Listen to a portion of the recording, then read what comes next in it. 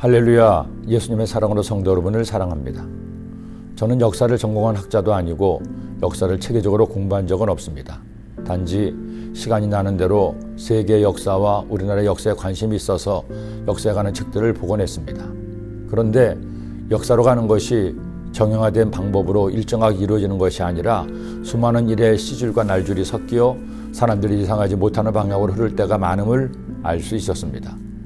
그러게 어떤 역사학자도 역사의 흐름을 단정적으로 말하지는 못했습니다. 그런데 지난 수세기의 세계 역사를 보면 한 가지 사실로 드러난 부분이 있습니다. 21세기를 지나고 있는 현재 세계 주도권은 미국을 비롯한 서방 세계가 쥐고 있습니다. 중국이나 일본, 우리나라 같은 동양의 세력들이 점점 일어나고 있지만 아직 세계의 패권을 가졌다 할 수는 없을 겁니다. 이것은 단순한 군사적 패권만을 이야기하는 것이 아닙니다. 문화, 예술, 심지어 의복, 음식에 이르기까지 전 세계가 서구의 것을 자신도 모르는 사이에 공통적으로 받아들이고 있습니다. 그렇다면 언제부터 서구가 이처럼 세계의 주도권을 가지게 되었을까요? 역사를 보면 놀랍게도 1517년 마르틴 루터의 종교개혁이 세계사의 지형을 바꾸는 큰 역할을 했음을 알 수 있습니다. 물론 루터가 종교개혁을 하기 전 13세기부터 시작된 르네상스가 있었습니다. 기독교가 로마의 국교가 된 이후 중세 1000년간 암흑시대가 있었죠. 그 반동으로 르네상스가 시작되면서 카톨릭의 권위가 약화되는 가운데 마침내 종교개혁이 일어나 중세 천년을 망감하고 근대가 시작된 것입니다. 그리고 이때를 전후로 유럽에 치열한 세력 다툼이 있었고 그를 통해 총포를 비롯한 신문물이 발명되면서 그 전까지 동양과 중동에 눌려 있었던 서구가 비약적인 발전을 이루었습니다. 그리고 마침내 콜럼버스의 신대륙 발견으로 촉발된 대항해 시대를 통해 세계사의 주도권을 서구 문명권이 잡게 된 것입니다. 지난 500년의 역사를 통해 일반인인 저조차도 알 수 있게 된 것은 그리스도의 복음이 융성해진 나라의 경제적, 군사적, 문화적 융성도 함께 이루어졌다는 겁니다. 오늘 말씀은 하나님께서 이스라엘 백성들에게 율법을 주시면서 말씀대로 행할 때 하나님께서 그들에게 행하실 위대한 일들을 알려주셨습니다. 내 하나님 야훼를 섬기라.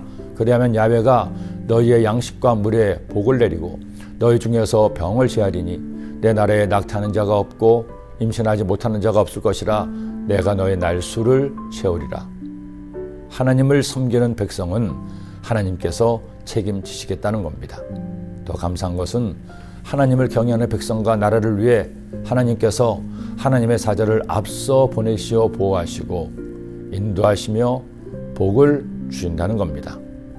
내가 사자를 내 앞서 보내어 길에서 너를 보호하여 너를 내가 예비한 곳에 이르게 하리니 너는 삼가 그의 목소리를 청종하고 그를 노엽게 하지 말라.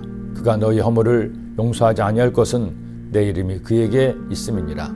내가 그의 목소리를 잘 청종하고 내 모든 말도 행하면 내가 내 원수에게 원수가 되고 내 대적에게 대적이 될지라.